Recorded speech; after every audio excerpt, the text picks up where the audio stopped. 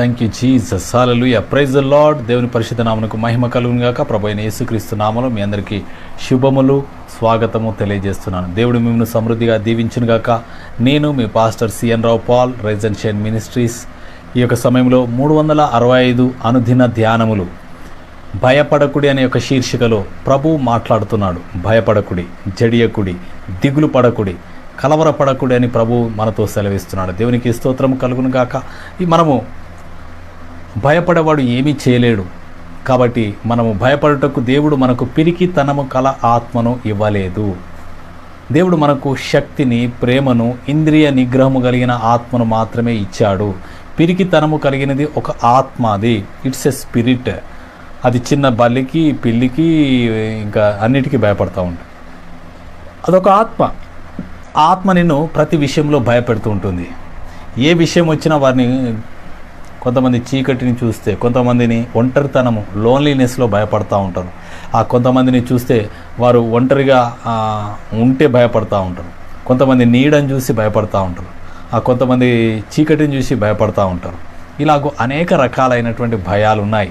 అందుకనే దావీదు భక్తుడు అంటాడు 34వ కీర్తన 4వ వచనములో, నేను యెహోవా యొద్ద విచారణ చేయగా ఆయన నాకు కలిగిన భయములన్నిటిలో నుండి ఆయన నన్ను తప్పించెను. తప్పిస్తాడు. తప్పించే దేవుడు మనకు తోడుగా ఉన్నాడు. అందుకనే భయపడకు. సహోదరుడా, సహోదరి, ఏ విషయంలో భయపడుతున్నావో ఈ సందేశము మీ కొరకే. ఈ యొక్క సందేశాన్ని చివరి వరకు చూడండి.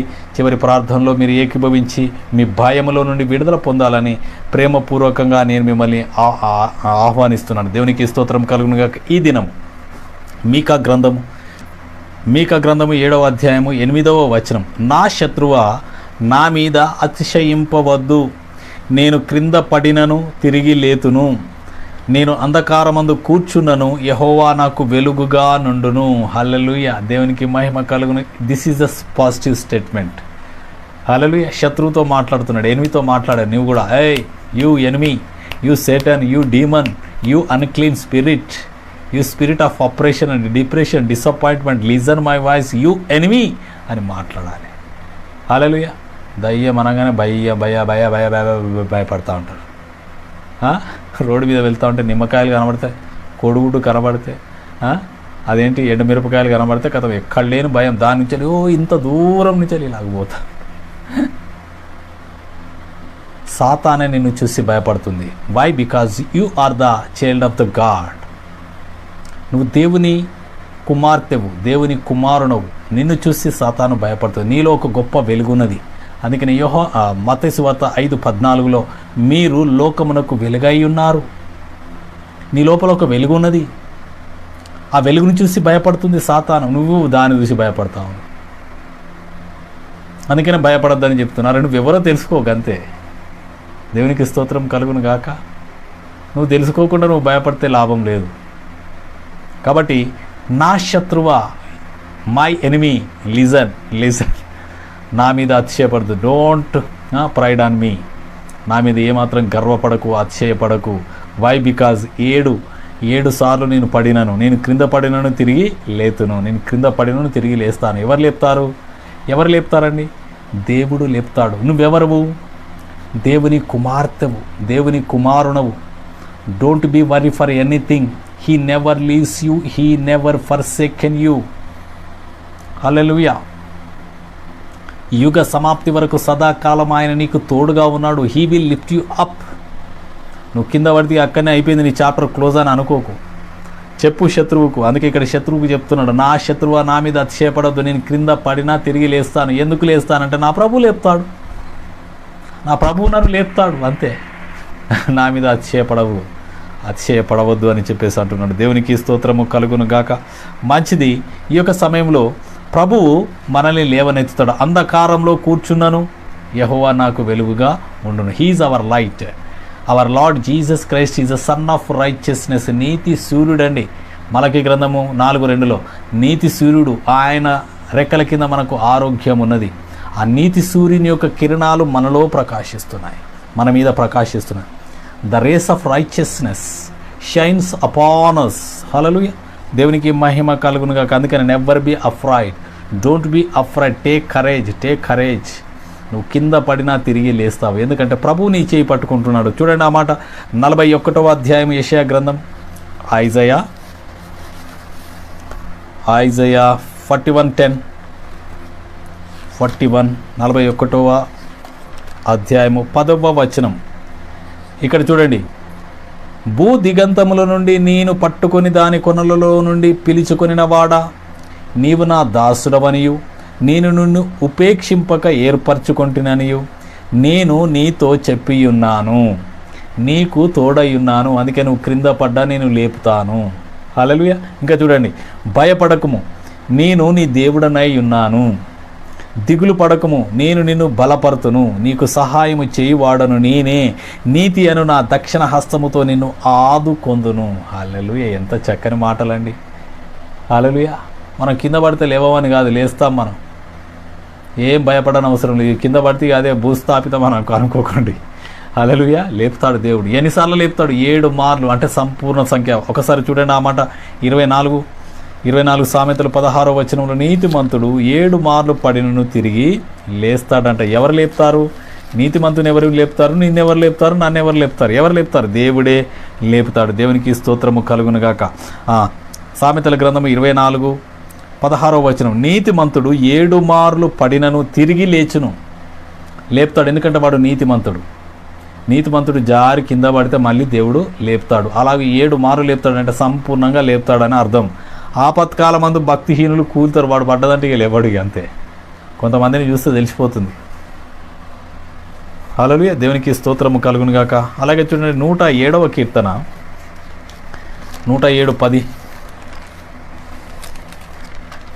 10 నుండి 15 వచనాల వరకు చక్కని వివరం ఉన్నది. మన యొక్క వివరాలన్నీ కూడా మనం చూద్దాం. దేవునికి స్తోత్రం కలుగునుగాక. దేవుడు మనల్ని ఎలాగూ లేవనెత్తుతాడు, దేవుని యొక్క కృప మన పట్ల ఎలా ఉన్నది అని చెప్పేసి మనం గమనించాలి. దేవునికి స్తోత్రం కలుగున. కీర్తనల గ్రంథం 107, 10, 15, 10 నుండి 15 వచనాల వరకు నేను చదువుతున్నాను. దేవుని ఆజ్ఞలకు లోబడక మహోన్నతుని తీర్మానమును తృణీకరించినందున బాధ చేతను, తృణీకరించిన వారికి, ఇది దేవుని ఆజ్ఞలను లోబడని వారికి, తృణీకరించిన వారికి బాధ చేతను, ఇనుప కట్ల చేతను బంధింపబడిన వారై చీకటిలోను మరణాంధకారంలోను నివాసం చేయువారి హృదయమును ఆయన ఆయాసము చేత కృంగజేయును.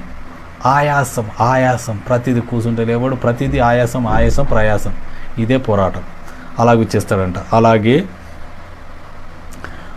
ఆయాసం చేత కృంగజేసేది. వారి కూలి ఉండగా సహాయుడు లేకపోయాను, వారు కూల్తిగా లేపేటోడు ఎవడు లేడు. కష్టకాలమందు వారు యెహోవాకు మొర్రపెట్టిరి, ఆయన వారి ఆపదలలో నుండి వారిని విడిపించెను. వారి కట్లను తెంపివేసి చీకటిలో నుండి మరణాంధకారంలో నుండి వారిని రప్పించెను. ఆయన కృపను బట్టి నరులకు ఆయన చేయు ఆశ్చర్య కార్యములను బట్టి వారు యెహోవాకు కృతజ్ఞతాస్తుతులు చెల్లించుదురు గాక. దేవునికి మహిమ కలుగును గాక. దేవుని యందు ఉన్న వారికి, దేవునిని తిరస్కరించిన వారికి ఎంత తేడా ఉన్నది చూడండి. దేవునికి స్తోత్రం కలుగును గాక. దేవుడే లేపుతాడు, లేవనెత్తుతాడు. నువ్వు 7 మార్లు పడినను తిరిగి లేపుతానని దేవుని యొక్క వాక్యము సెలవిస్తుంది. దేవునికి స్తోత్రం కలుగును గాక. ఇక్కడ చూడండి 112:4 చూడండి. యథార్థవంతులకు చీకటిలో వెలుగు పుట్టును. నువ్వు నీతి న్యాయముల చేత నడుచుకుని దేవుని సన్నిధిలో దేవుని కట్టడాలను అనుసరించి నడుచుకుంటున్నావో చీకటిలో కూడా నీకు వెలుగు పుడుతుంది, నీకు కన్ఫ్యూజన్ ఉండదు. దేవునికి మహిమ కలుగును గాక.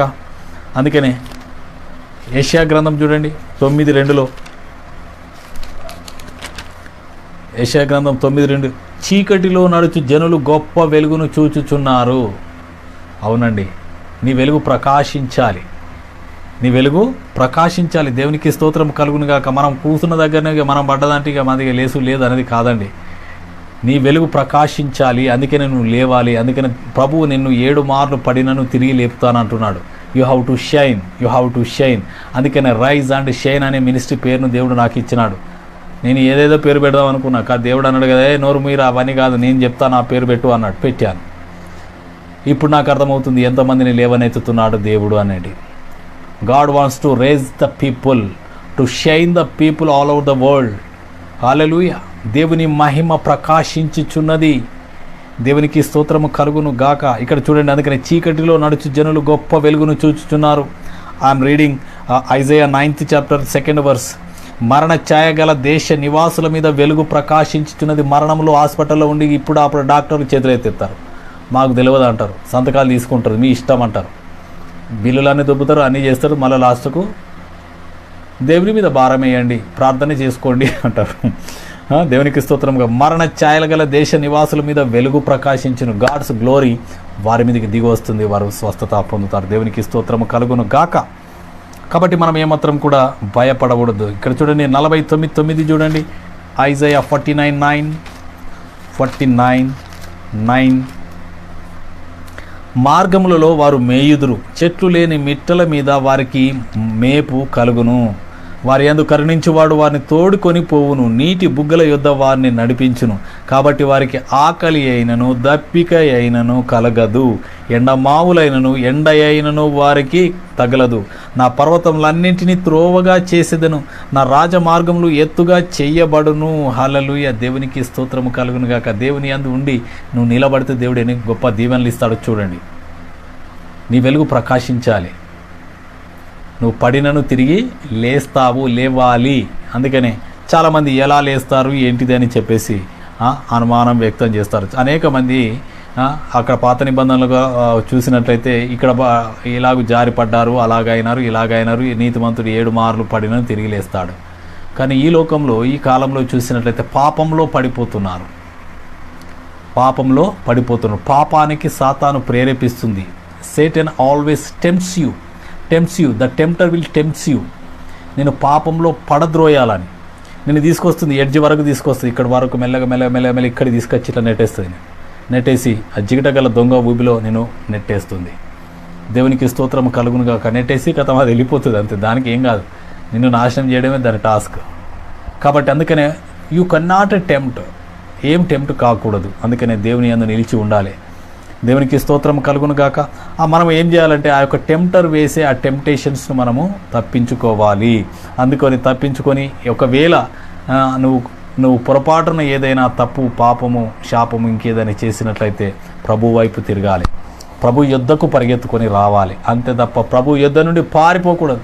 ఇక నేను తప్పు చేసిన కదా అంతే, ఇక దేవుడు నన్ను క్షమిస్తలేడు, ఇక నేను రాను, గుడికి రాను, నేను బల్ల తీసుకోను, నేను దేవుడు అద్దులే నాకు అని చెప్పేసి ఇక లోకం మీద పడి అంధకారంలో కొట్టుకొని పోతూ ఉంటారు.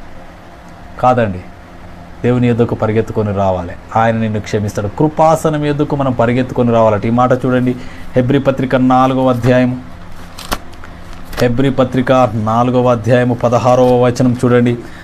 గనుక మనము కనికరింపబడి సమయోచితమైన సహాయం కొరకు కృప పొందునట్లు ధైర్యముతో కృపాసనం యొద్దకు చేరాలంట. ధైర్యంతో రావాలి. నువ్వు పాపం చేసినావు అక్కడనే ఉండదు, దేవునికి దూరంగా ఉండదు. అమ్మో దేవుడు కొడతాడో తిడతాడో నన్ను శిక్షిస్తాడో అని చెప్పి భయపడకూడదు. నీకు సిలువ యొద్ద ఆ యొక్క కృపాసనం యొద్ద నీకు కృప దొరుకుతుంది. హల్లెలూయా.